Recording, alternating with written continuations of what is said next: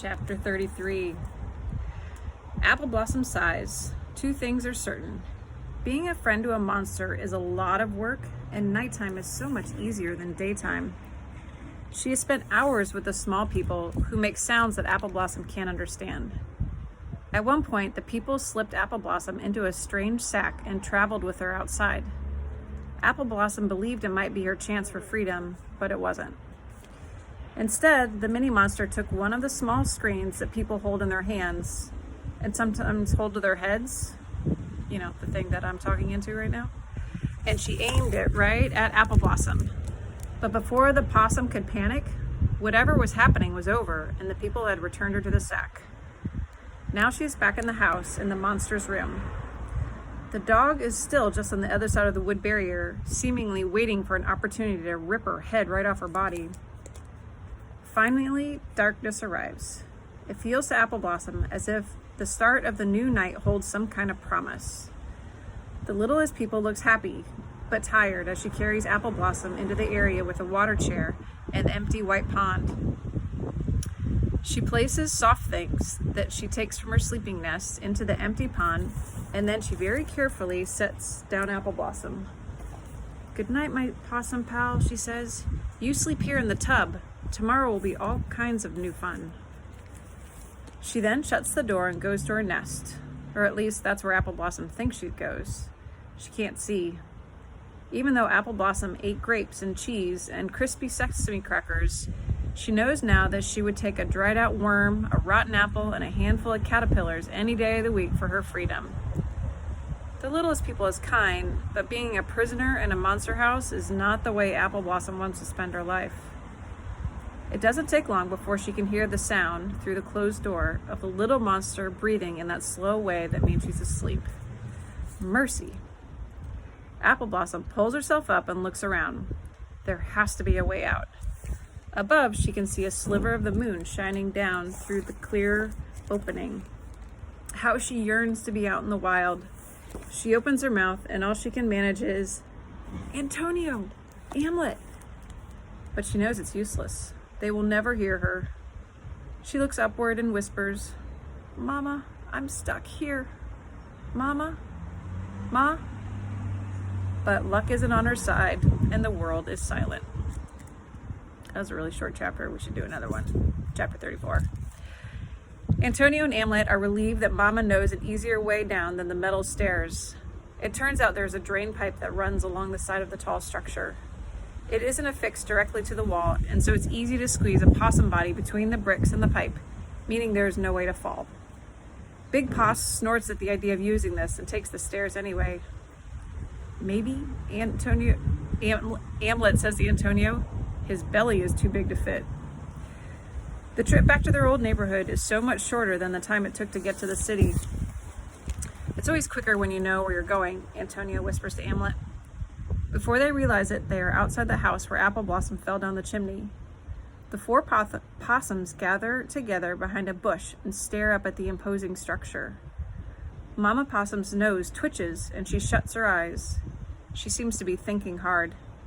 Antonio and Hamlet stay quiet, but Big Poss balls his hands into fists, strikes a pose, and shouts, "By heaven, I will tear them joint by joint and strew this hungry yard with their limbs. The time and my intents are savage, wild, and more fierce." Mama Possum manages a look in his direction. Romeo and Juliet, Act 5, Scene 3. Now sit down. Big Poss takes a bow and returns to a crouch. Mama Possum focuses on the house. They have a dog, I see a red ball, and I smell the monster. This is a very dangerous situation. Big Poss stares at the grassy yard and uncurls his tightly clenched fists. "A dog? Well, that's a different situation. We've got no chance against a dog." Mama Possum's nostrils flare and her eyes grow hard. It's not a nice look, but it seems to change Big Poss's mind because he says, "New idea. We enter down the chimney and hope for the best. Or we send one of our little ones here inside as a scout to report on the situation." Antonio and Hamlet edge closer to their mother. "That sounds like an awful plan." Fortunately, Mama Possum agrees. The way in is from the ground. Houses have air vents. We go in under the structure and we go in together. Big Boss turns to Antonio and Amlet. The secret to a good relationship is to listen to your wife and agree with her whenever possumly possible. He then spins around to give Mama Possum a smile, but she's already moving. It turns out that the house has several openings just above the ground level. They are covered by metal wire. Mama points at a vent and says, they call this their crawl space, but don't worry, they almost never go down under their houses to crawl. They just want to be able to. It's not clear why. Antonio has a thought. Monsters crawl when they are young. Maybe they maintain a romantic attachment to the idea. Mama Possum raises an eye of reflection and then issues a command. Big Poss, use your teeth to chew through the wire. Big Poss makes a why me face, but Mama Possum speaks again before he can object. Your teeth are already a disaster. Big Poss grunts, then places his snout alongside the wire. He angles his head so that his jaw can get a good grip on the mesh. He then snaps his teeth and starts to work. The grinding makes an awful sound, and Antonio and Amlet have to put their fingers in their ears. But it doesn't take long before their father has gnawed a hole in the metal weave.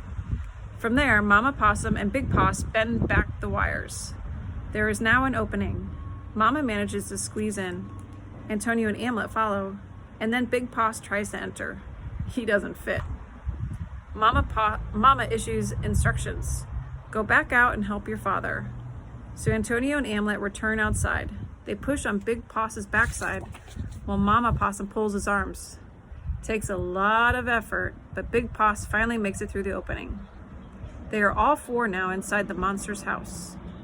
Under the circumstances, the crawl space might be a place for thrills, but right now it's creepy.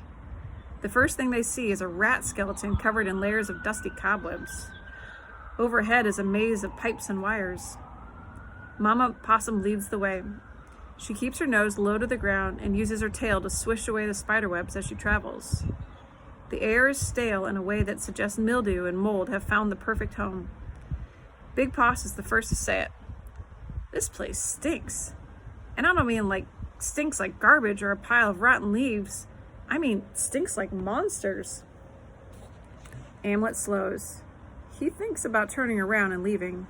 He's just about ready to shout, I'll wait for you outside, when it's too late.